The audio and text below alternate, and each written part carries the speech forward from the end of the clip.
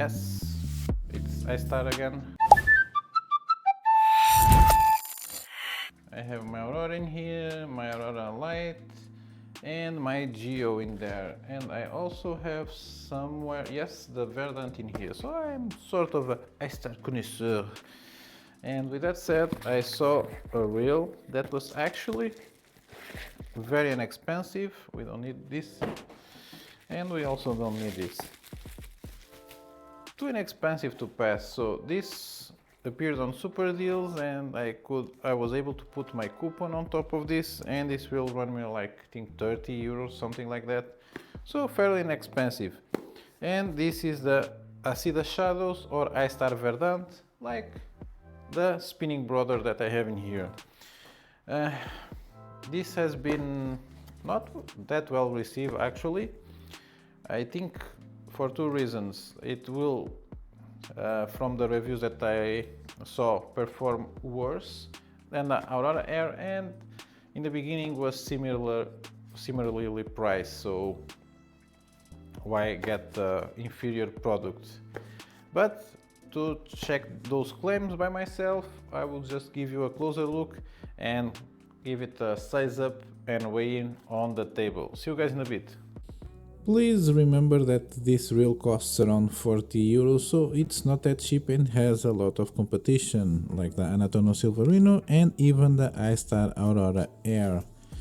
So if you look on the box, as all Histar reels, or 99% of them, it says Acida. This one is the Acida Shadow, so like the spinning reel that I have and quite like, has a different reference. But I will freeze the video here and zoom in on the box, because as you can see, the table on the AliExpress page for the product has some difference than the things that are claimed on the box, so I don't know which one to believe.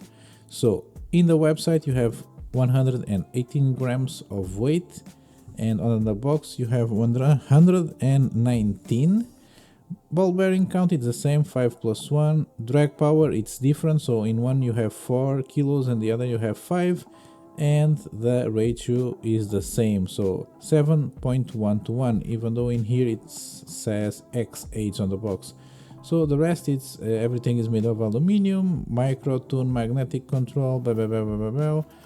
Not that interest that much.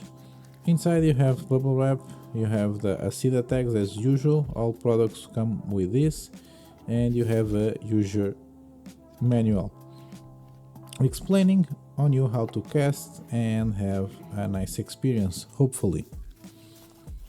So if we take the bubble wrap out, which is actually quite hard because it's very tightly packed, the reel, it looks good on camera, but it doesn't look that great in the hand, so a bit stiff over there.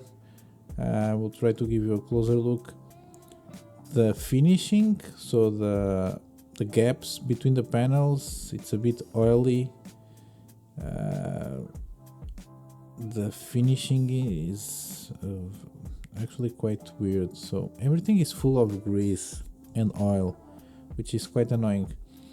The overall design is not bad, it looks like all the other Histar reels. The knobs, even though they are good, the way they are mounted, it's a bit weird. So on that part I don't have a lot of complaints. Let's hear the drag sound. No sound on the spool tension knob. Drag sound is okay. Drag adjustment sound, it's weird. Let's check. The movement is okay. The brakes are a bit different than we are used to, so we don't get that many reels with braking system like this one, and I will show you in a bit. Side to side plays a lot, so whoops, almost on the floor. So as you can see, the brakes have some effect on the spool. Let's get a weigh-in of this reel.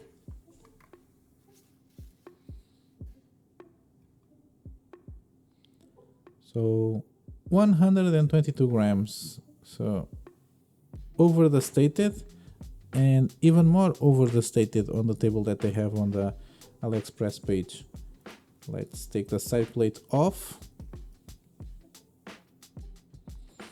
So the spool, it's very similar to the one on the Aurora Air, and it's quite light. So 4.8 grams, it's actually quite a good weight for a spool. But we've seen heavier spools perform good and lighter spools perform bad.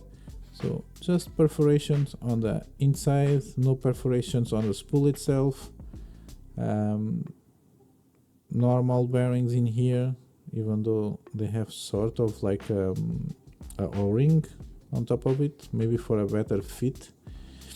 The array of magnets will go inside of the spool. I think the Aurora Lit or Light also has this same sort of braking system. The adjustment is quite hard. It's a good thing that the dial is big, because you would have a hard time with your fingernails, because it's very hard to move it. So there's a bit of slack on the connection in there on the shaft and the bearing on the side plate. Some measurements. Let's check the rim on the spool. So 28 millimeters. The shaft to shaft, it's 34 millimeters, 34 and a half maybe.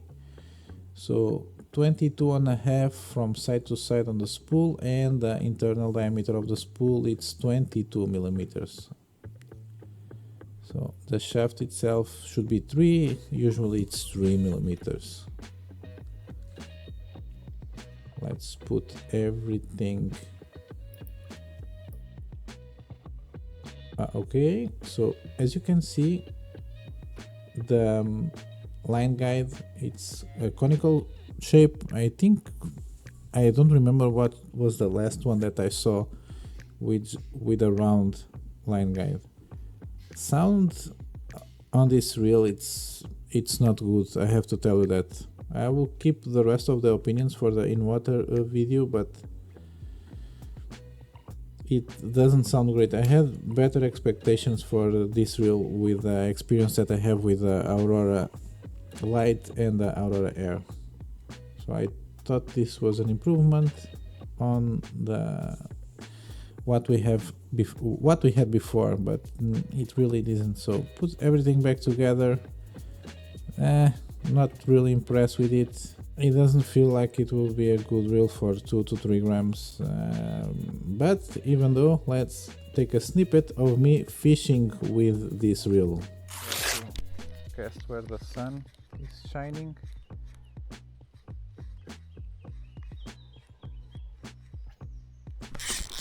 Yes.